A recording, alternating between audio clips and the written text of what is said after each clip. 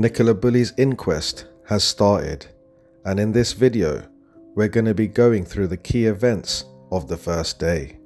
At around 10:45 on the 26th of June 2023, Nicola Bulley's parents and partner and sister arrived at the inquest.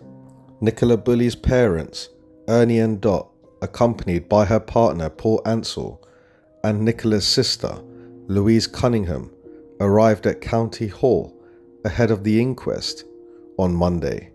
They sat in the public gallery listening as the first witness was called to give evidence at the two-day hearing. Detective Superintendent Rebecca Smith, who led the investigation into the mum of two's disappearance, was also present on the first day. The inquest into Nicola Bulley's death heard from about 16 witnesses on the first day, and they are expected to hear from around 20 witnesses in total. Among those to give evidence included a Home Office pathologist, underwater and location experts, a surgeon who identified Miss Bulley through her dental records, and the person who found her phone on the bench. At about 7 minutes past 11 in the morning, Dr. James Adley arrived in court, which meant the proceedings could begin. He began by addressing Nicola's family directly and asking how they would like him to refer to her. They asked that he uses the nickname Nikki rather than Miss Bulley. Dr. Adley stated the following: "I am so sorry that you are attending court under these circumstances. You have my deepest condolences, and I would be grateful if you would pass that on to the children who are not in court for obvious reasons." The coroner said he was aware that social media and press interest has been extensive. The coroner, James Adley, went on to say, "At the center of this inquest are two children who have lost their mother, a partner, and parents who have lost a daughter." At about 11:09 in the morning, Nicola Bulley's friend was seen arriving for the first day's hearing. Heather Gibbons, a friend of Miss Bulley, was seen arriving at County Court ahead of the inquest. At about 11:15 in the morning, the coroner gave a warning to the public amid heightened security.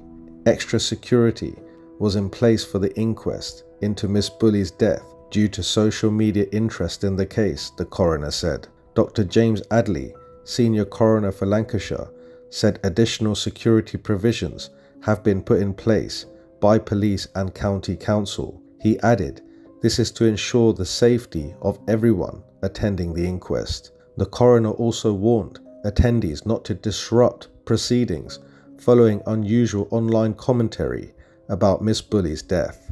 He added, "If anybody has the slightest inclination or is contemplating disrupting this inquest, they should be aware that this may amount to contempt of court." At about 11:37 a.m, Dr. Alison Armour, the Home Office pathologist, gave evidence at the inquest in County Hall in Preston. She said watery fluid and fragments of dirt found inside Miss Bulley's body were typical features we see in cases of drowning. She added that Miss Bulley was alive when she entered the water and that there was no evidence she was harmed. Nicola Bulley's mum and sister wept as the pathologist gave evidence at the inquest. At about 11:47 a.m, the Home Office pathologist said, although there was some alcohol content, this was a result of the body decomposition and produced by bacteria rather than consumed. Dr. James Adley, the senior coroner, asked Dr. Alison Armour, who was giving evidence at the inquest at County Hall, at the time of her death, she had no alcohol in her bloodstream. Dr. Armour replied, "That's my opinion." At about 11:54 a.m, Dr. James Adley asked the witness, "Is there any evidence of third-party involvement playing any part in her death?" Miss Armour replied, "No, there was not." She also denied that there had been any indications that Miss Bulley was assaulted or harmed in any way. There was some bruising to Miss Bulley's body, but these did not contribute to her death. At about 12:04 lunchtime, a police underwater specialist said he believes Nicola Bulley fell into the River Wyre before floating downstream. A video of PC Matthew Thackeray in St Michael's on Wyre, Lancashire, where Miss Bulley is believed to have fallen in, was shown to the court. In it, he said, there is a large vertical slope from the bench and into the water. He went on to say the river was 4 degrees Celsius, so it was almost freezing, and if she fell in, the muscles would have probably seized, making it difficult to swim properly. He estimated she would have floated a meter a second downstream. Mr. Thackeray showed a video to the court of himself floating over the weir with ease, while saying that the river level on that day in April was lower at the time Miss Bulley vanished. He said this part of the river is tidal. When we were here, it was flowing downstream. On the day, by the time we arrived, it was low tide. That means it was high tide earlier in the day and potentially pushing things back up. His team arrived around 4 p.m. on January the 27th. At about 12:47, an expert told the inquest that 2 breaths of water would have been a lethal dose for Miss Bulley. Professor Michael Tipston said we estimate the temperature would have been around 3 to 5 degrees Celsius in the River Wyre, so there would be a particularly powerful cold shock response. For somebody of Nicola's size, it would have taken 1 or 2 breaths of the water to be a lethal dose. Cold water expert Dr. Patrick Morgan said Miss Bulley may have only been able to hold her breath for 1 or 2 seconds at best. He told the inquest after falling in, the heart rate goes excessively high, the blood pressure surges excessively high, the heart pumps no blood and the brain switches off. The potential conscious time here quoted are optimistic. It is potentially shorter. He then went on to say, on the occasion that the individual has taken that initial gasp on the surface of the water and then gone below, the duration would be 10 seconds that you could hold your breath, and very likely 1 or 2 seconds at best. Just before breaking off for lunch at about 12:55, Professor Tipton said that the temperature of the water on the day Miss Bulley went missing meant that someone would lose consciousness within roughly 20 to 30 seconds. He told the inquest, in my opinion, given the nature of the likely entry into the water, I would suspect Nikki had a gasp response under the water, initiating the drowning process. Professor Tipton then went on to say, on the balance of probability, there was a fairly rapid incapacitation due to the cold shock. It was also heard it could have been an estimated 20 to 30 seconds before she lost consciousness. On how a person would react to entering cold water, Professor Tipton said, those first seconds in the water, people really aren't considering anything else. We have heard people talk about roots to grab onto and points of safety, but you would not be thinking about that.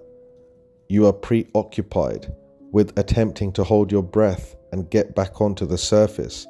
There is no normal logical cognition going on. After a short lunch break, the inquest resumed at about 2:19. Dr. Lorna Dennison Wickens told the inquest in Preston Nikki might have had some buoyancy in her clothing which would have dispelled. Once that had happened, she would have lost that buoyancy and her body would have sunk under the surface, was my assessment. At about 2:30 in the afternoon, the inquest heard from the next witness, a mother who bumped into Nicola Bulley on the morning of her disappearance, said there was nothing of concern. Kay Kiernan, a receptionist, told the inquest she spoke to Miss Bulley about her dog Willow while dropping off her children at school at just after 8:30 a.m. She said Nicola Bulley did not seem happy, but who is on a Friday morning school run? She wasn't sad, just how I normally knew her. Miss Kiernan went on to say that there was nothing of concern. At about 3:27, the inquest heard from a woman who described the moment she discovered the phone and the dog. Penny Fletcher, who runs a nearby campsite, told the inquest, "I saw a Springer Spaniel loose. It was near the bench and going right towards the river, where it drops down very steeply. I wouldn't say it was acting chaotic at all. It was a bit giddy, yes." Miss Fletcher found the phone, as well as the dog harness, and tied Willow to the bench. She later found out it was Miss Bulley's dog and heard she had gone missing. At about 3:36 p.m, Nicola Bulley's partner gave evidence at the inquest. Nicola Bulley's partner stated the following comment: "She's struggling." After finding out her phone and dog were discovered by a bench, the inquest was told. Susan Jones, a retired care worker, told the court that around 10 a.m. on January the 27th, she received a call from Penny Fletcher, who had discovered Willow and the phone. She then bumped into Anne-Marie, Miss Fletcher's daughter-in-law, who recognized a photograph of Miss Bulley and her family on the phone lock screen. She then rang the local school before speaking to Miss Bulley's partner, Paul Ansell. Miss Jones told the inquest Anne-Marie spoke on the phone and said that Mr. Ansell, said, "She's struggling." As the inquest went into the late afternoon, at about 4:06, the inquest was told that a scream was heard near the riverside on the morning the mum vanished. There were two women that told the inquest that they heard a scream near the riverside on the morning that Nicola Bulley vanished. Nurse Helen O'Neill said she was with her dogs in the garden of her house on Allotment Lane, not far from a path that leads to the bench overlooking the River Wye where Miss Bulley disappeared. She told the inquest, "I heard a scream. It's an alarming noise. It was just over in a couple of seconds. I'm quite used to hearing the children in the school at the back, but it was not that noise."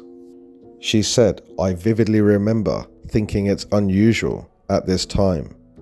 In my head, I thought that two females walking along by the river and one had jumped out on another. I didn't think anything of it until later on. There were no other sounds for me to be concerned about."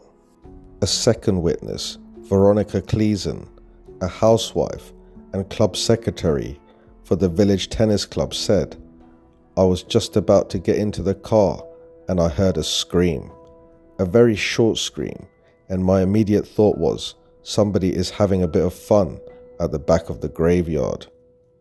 Miss Cleaseland said it was an inhale scream, like a sharp intake of breath.